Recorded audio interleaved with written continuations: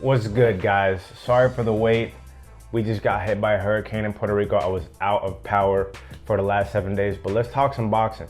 So now what we got coming up is Canelo versus the entire UFC. September 14th, Edgar Berlanga is gonna be his dance partner. Now I'm gonna be honest with you. The UFC has a hell of an event.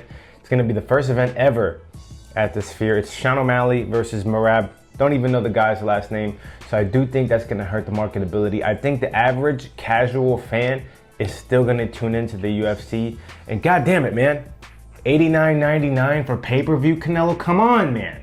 Come on. I am curious to know what an event would look like at the Sphere. It's gotta be pretty intense. When the Canelo versus Berlanga fight originally got announced, I would say that it probably came into this head-to-head against the UFC as an underdog. But let's be realistic, bro. These press conferences have been fired. On paper, this is not a quality matchup for Canelo Alvarez. Of course, man, we all wanted to see the Benavidez fight. Of course, I'd rather see him fight Morel. But at this point, we gotta recognize, man, Berlanga has been selling the shit out of this fight. Puerto Rico versus Mexico always is a banger anyways. With Berlanga's delusional self-confidence, it definitely makes you feel some type of way. Whether it makes you hate him, whether it makes you love him, it makes you want to watch the fight. And let's be realistic even more. That delusional self-confidence is what got him here in the first place. So love him or hate him, he's making people become fully invested in this fight.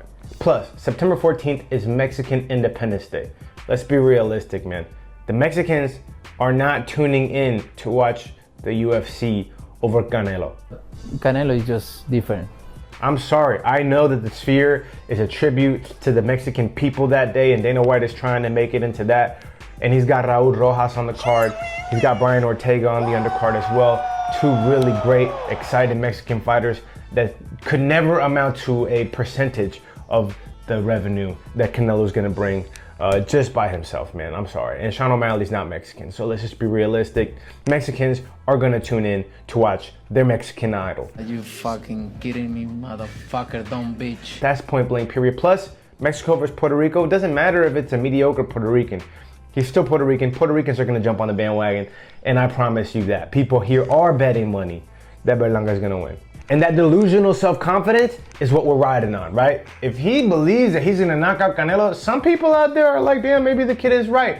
At these press conferences, it does look like it's a much bigger man standing next to Canelo. And he's not in no little bro position like Munguia. He is coming out there to take his head off. There's a range of things that can happen that night. Hey, we might get the upset of the decade. We could get the knockout of the year. We can get both in the same night. But something crazy is gonna happen on September 14th in that Canelo versus Berlanga card. These press conferences and the build-up for the boxing event versus the build-up for the UFC event is incomparable. I don't even know who Merab is. I don't know the storyline behind that fight. I don't know anything about that fight. All I know is they're really hyping up this Puerto Rico versus Mexico thing, and I really think that regardless of those ridiculous pay-per-view prices, a lot more people are gonna be tuning into the Canelo fight. Let me know what you guys think in the comments down below. Show me some love. Hit me with a like, subscribe. Holla at your boy.